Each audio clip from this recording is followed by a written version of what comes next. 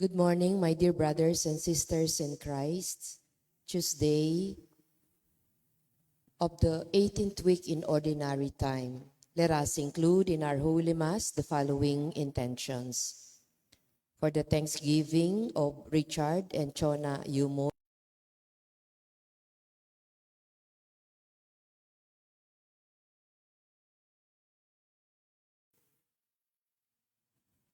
70th birthday. For the eternal repose of the souls of Jose Roman Sr., Jose Roman Jr., Antonio Iluminada, Juanita and Alejandro.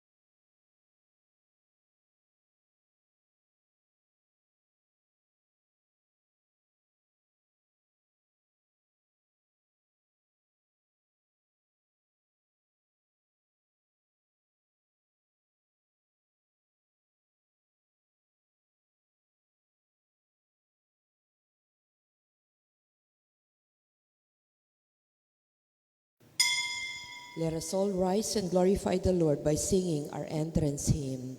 Sing a new song unto the Lord. Let your song be sung from mountain high. Sing a new song unto the Lord, singing Alleluia. In the name of the Father, the Son, the Holy Spirit. Amen. Amen. The Lord be with you. And with your spirit. Let us go to mind our sins and ask the Lord for His pardon and for His strength.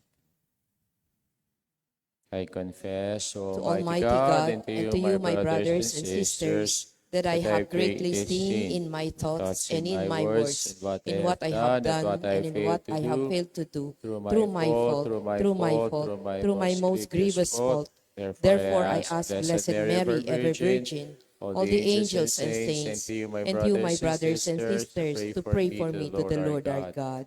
May Almighty God have mercy on us, forgive us our sins, and bring us to life everlasting. Amen. Lord, have mercy. Lord, have mercy. Christ, have mercy. Christ, have mercy. Lord, have mercy. Lord, have mercy. Let us pray.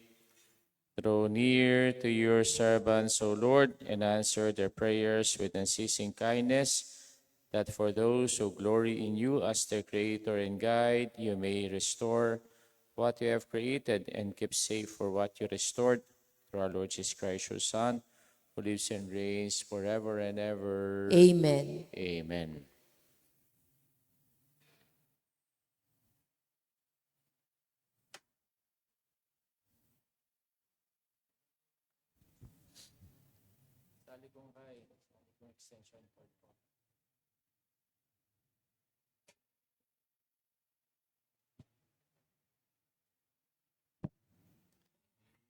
A reading from the book of Numbers.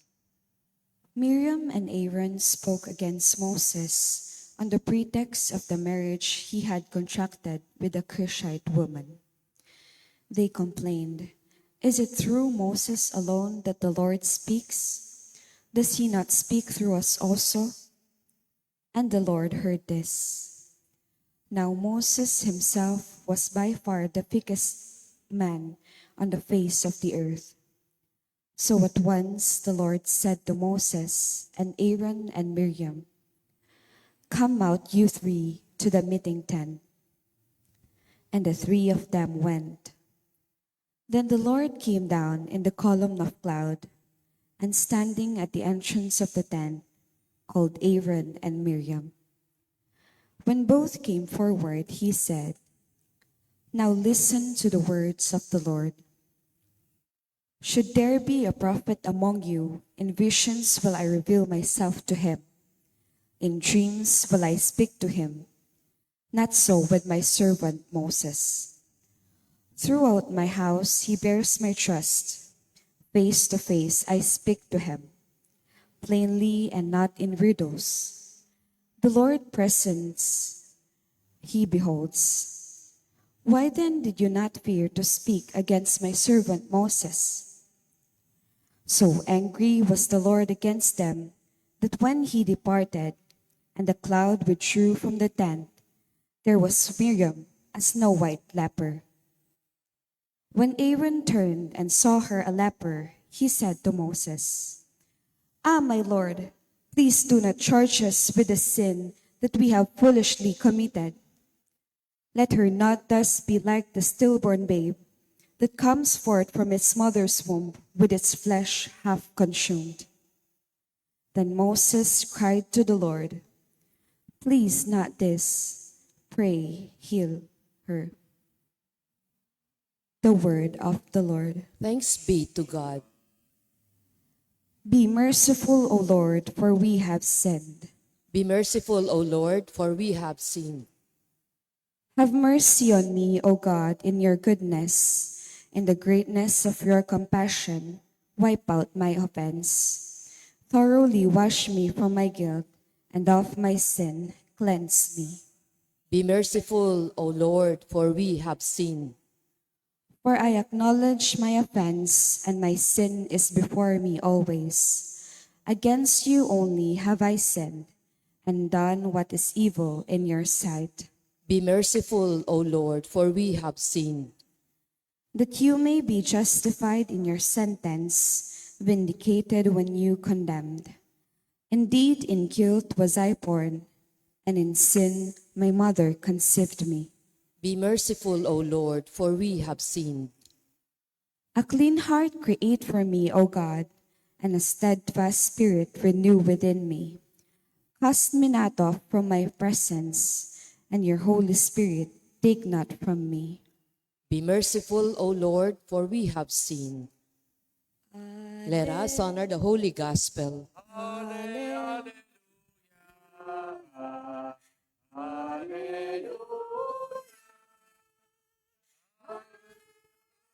Alleluia. Alleluia. Rabbi, you are the Son of God. You are the King of Israel. Alleluia. Alleluia.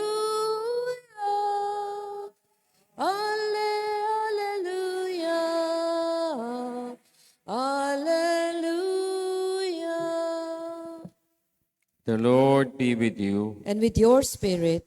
A reading from the Holy Gospel according to Matthew. Glory to you, O Lord.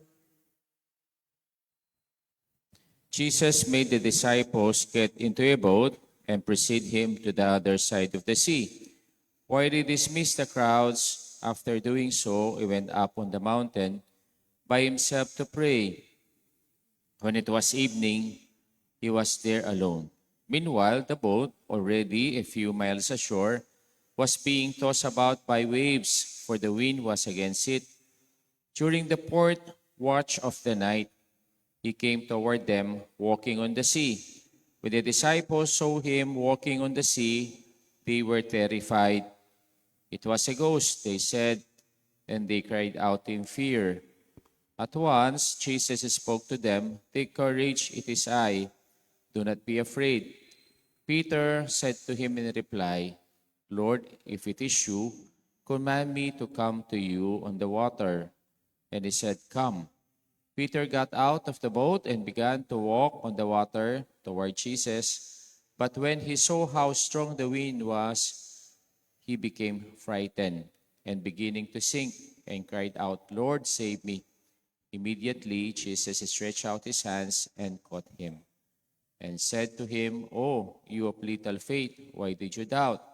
After they said to him, "Oh, of little faith, why did you doubt?"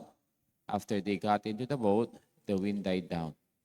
Those who were in the boat did in homage, saying, "Truly he was a son of God." After making the crossing, they came to the land of Gennesaret, and the men of that place recognized him. They sent word to all the surrounding country. People brought to him all those who were sick and begged him that they might touch only the tassels of the cloak, and many are touched it were healed. The gospel of our salvation. Praise to you, Lord Jesus Christ. Good morning po kay Kayungan. Good morning po, Amo. Bagyo. Ang Pilipinas daw, ito ay dinadaanan ng mga around 20 typhoons or more per year. Karakalda po rin bagyong daratang kay katamo king Pilipinas. At minsan, hindi lang po ito ordinary typhoons, but strong storms. Malalakas na bagyo. Super typhoons. At sanay na tayo dito. Siguro 2 weeks ago, ito'y naranasan natin. 3 bagyo sa loob ng Pilipinas at kasama pa ang habagat.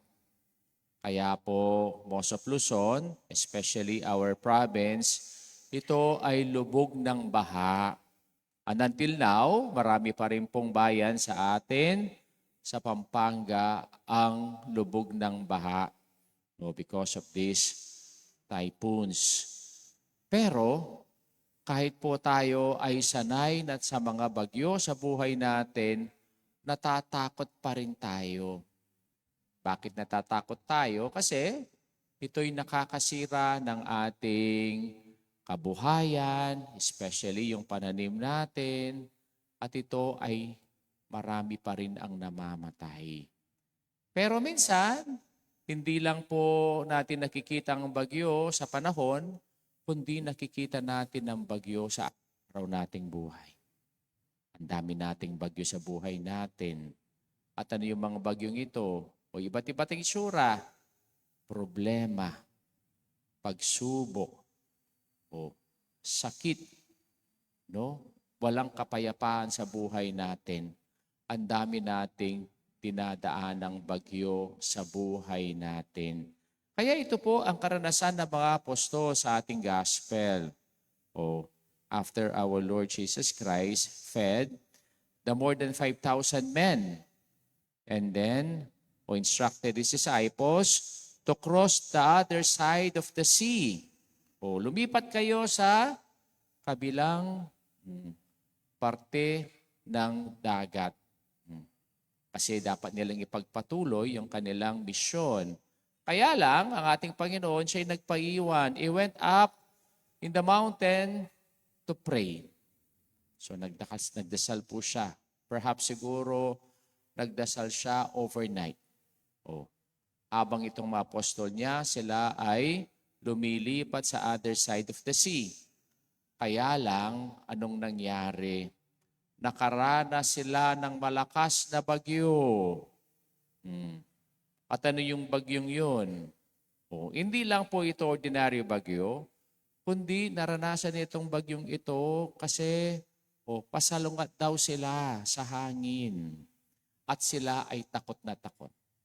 Siguro kung naiintindihan natin yung gospel natin, ano kasing trabaho ng mga apostol ng Panginoon? Ano kasing obrada? Ang obrada kasi, manasan. Nung manasan ka, sanay ka king dagat. Pero, bakit kaya takot na takot sila? Alam nyo anong mga reasons bakit takot sila kahit sila po ay seasoned fishermen? Una, kasi naniniwala sila mayroong underwater monster sa dagat. Actually, kung nagbabasa po tayo ng Greek mythology, ang tawag nila dito ay si Leviathan. Si Leviathan. Ito yung sea monster. Pag magalaw ang dagat, ang ibig sabihin noon, nandun siya. At kakainin sila sa gitna ng dagat. And then, kung pinakinggan yung mabuti yung gospel natin, anong oras sila dinaanan ng bagyo? Sinabi dito, at the fourth watch of the night. At ano ibig sabihin ng fourth watch of the night? Ito yung pinakamadilim na parte ng gabi. Yung wala kang makaninag. Anong anag?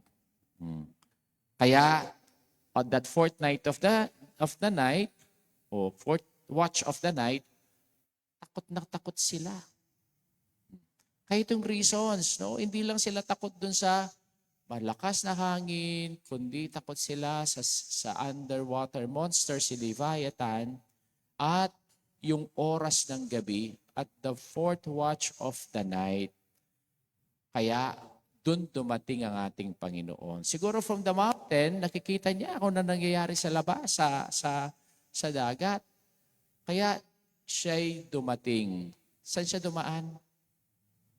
Hindi siya dumaan sa lupa, kundi mismo sa dagat. Naglakad siya sa dagat para puntahan sila. Pero, nung makita siya ng mga apostol, anong sinabi nila? It is a ghost. Ito ay multo. Sa takot nila, hindi nila nakita ang Panginoon, kundi multo ang nakita nila. Kaya nung makita ito ng Panginoon, do not be afraid. It is I. Alam niyo po, hindi lang po yun ordinary na acclamation ng ating Panginoon. It is I. Ako ito.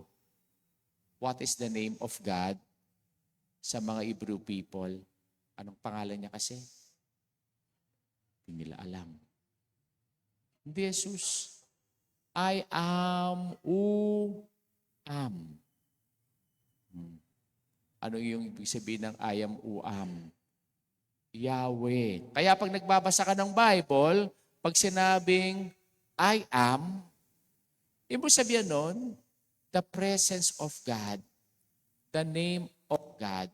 That is why in our gospel today, at the middle of their fear, our Lord Jesus Christ proclaimed Himself as God. Do not be afraid. I am here. I am your God. I am your Savior. At the middle of the storm of your life. Kaya napakaganda ng gospel natin ngayon.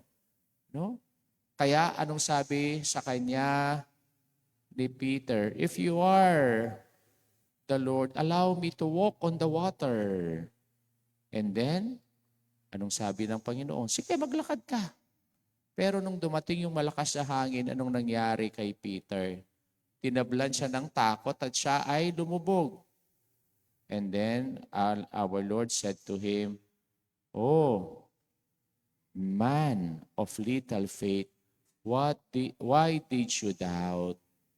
Nandito na nga ako eh. Bakit ka pa natakot? Ganon din tayo, di ba?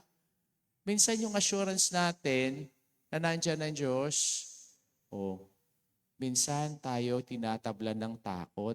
At pag tinatlan tayo ng takot, tayo ay nawawala ng pananampalataya. Kaya kung tingnan natin, ang gospel natin ngayon, ay sinasabi niya sa atin, sa gitna ng monster o ng mga umulto ng buhay natin, nandyan parati ang Diyos. Sa gitna ng kadiliman ng ating pagsubok sa buhay, nandyan ang Diyos. Sa gitna ng unos ng buhay natin, nandyan ang Diyos. Parati ko pong sinasabi ito, yung sinabi ni Archbishop Soc Villegas. The opposite of fear is not courage, but the opposite of fear is faith.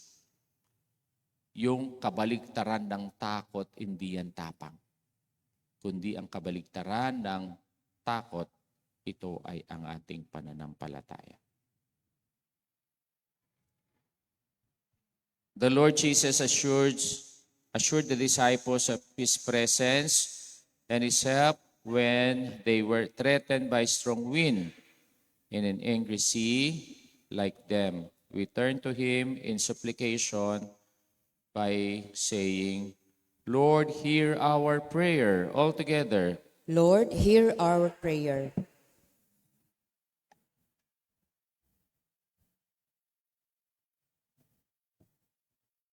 When we find ourselves afraid and lost, like the disciples caught by a turbulent storm, may we take Jesus in our boat and ask Him to save us. We pray. Lord, hear our prayer. When church leaders and government officials find themselves sinking in the sea of troubles and problems, may they, like Peter, cry out to the Lord to save them. We pray. Lord, hear our prayer. May government and civic agency work well as an act of service to the Lord by attending to the need of citizens. May they do justly, love mercy, and walk humbly before the Lord. We pray. Lord, hear our prayer. May the Lord guide, protect those who travel today to go to work, to recreation, or to visit family and friends. May He send guardian angels to deliver them from all harm. We pray. Lord, hear our prayer. With the Lord Jesus by our side, may we not fear anything, only fear itself. We pray. Lord, hear our prayer. Let's pray for our personal intention.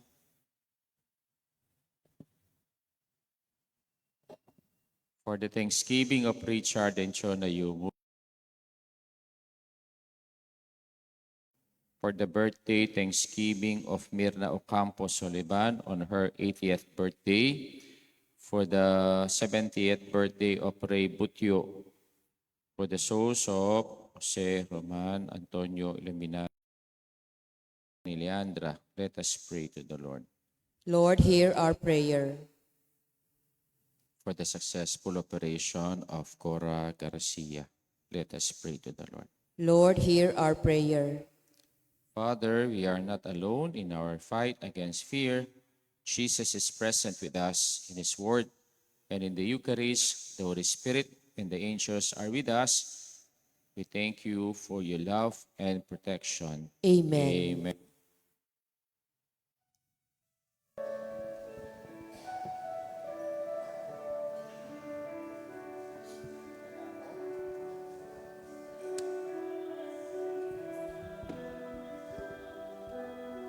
Blessed are you, Lord, God of all creation, to goodness we have this bread to offer, which humanized meat will become for us our bread of life.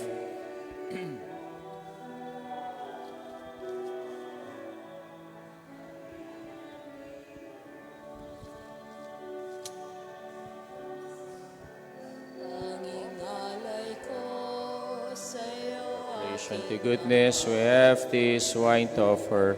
The wine rose and meet with us. Spiritual drink, blessed be God forever.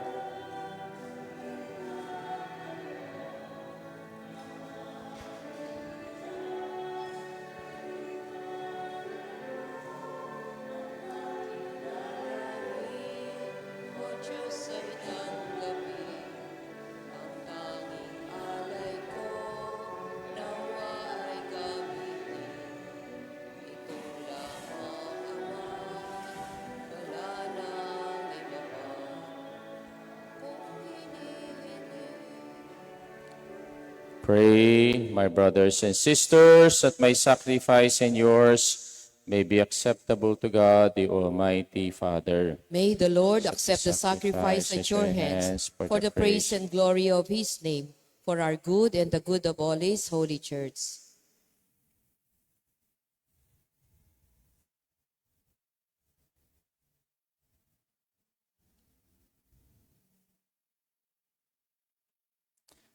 Graciously sanctify these gifts, O Lord, we pray, and accepting the oblation of this spiritual sacrifice, make of us an eternal offering to you through Christ our Lord. Amen. The Lord be with you. And with your spirit, Lift up your hearts. we lift them up to the Lord. Let us give thanks to the Lord our God. It is right and just. It is truly right and just, our duty and our salvation, always and everywhere to give you thanks, Lord, Holy Father, Almighty and eternal God, through Christ our Lord.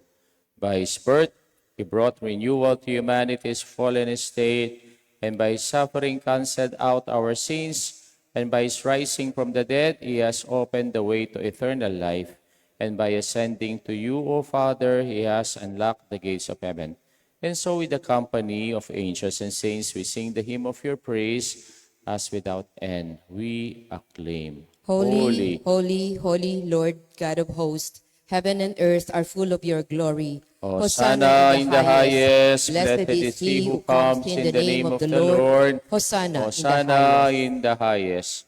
You are indeed holy, O Lord, the fount of all holiness. Make holy, therefore, these gifts, we pray, by sending down your Spirit upon them like the dewfall, so that they may become for us the body and blood of our Lord Jesus Christ. At the time he was betrayed and entered willingly into his passion, he took bread, giving thanks, broke it, gave it to his disciples, saying, "Take this, all of you, and eat of it, for this is my body, which will be given up for you."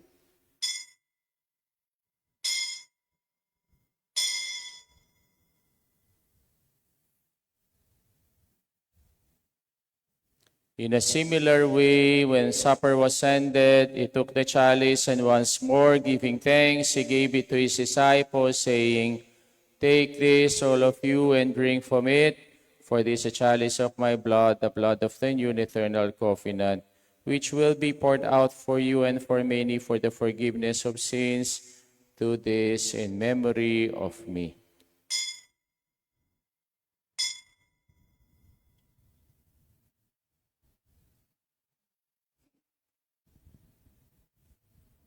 The mystery of faith. When we eat this bread and drink this cup, we proclaim your death, O Lord, until you come again.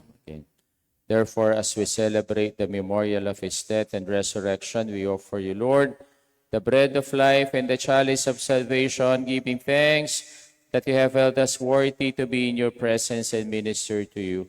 Humbly we pray that partaking of the body and blood of Christ may be gathered into one by the Holy Spirit.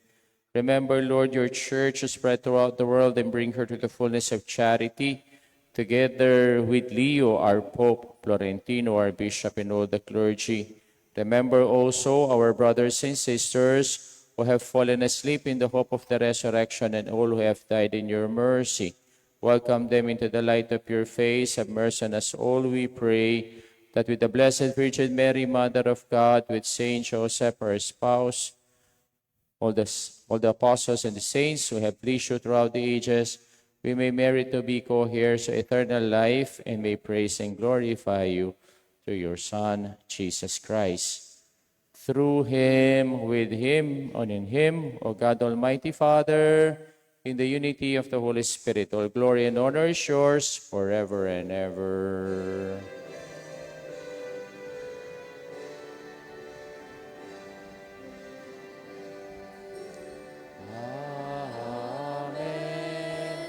Amen. Amen. Amen.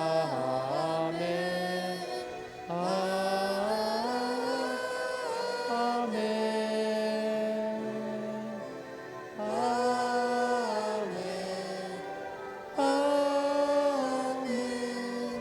Amen. Amen. Amen. We now pray the Lord's Prayer. Our Father, Who art in heaven, hallowed be thy name, thy kingdom come, thy will be done on earth as it is in heaven. Give us this day our daily bread, and forgive us our trespasses, as we forgive those who trespass against us. And lead us not into temptation, but deliver us from evil. Amen. Amen. Deliver us, Lord, we pray, from every evil.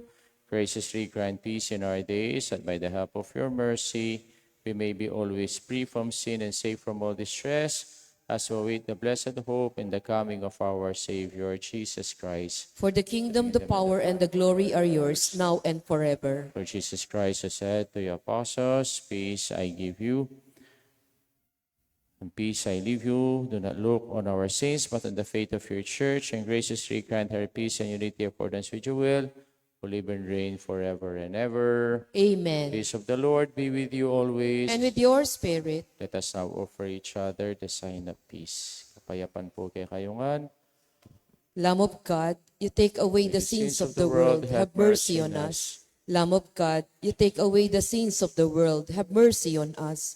Lamb of God, you take away the sins of the world, grant us peace.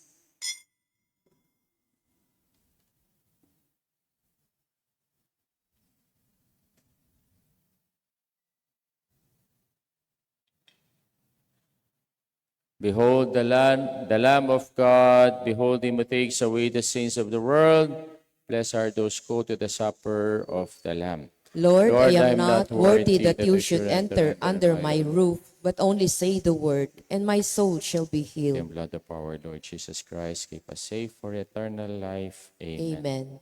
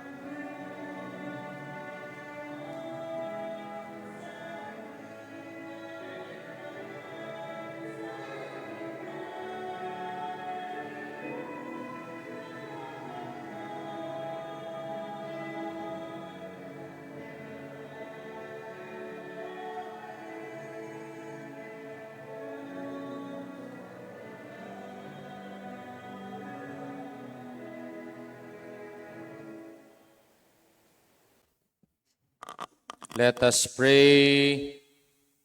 Accompany with constant protection, O Lord, those you renew with these heavenly gifts.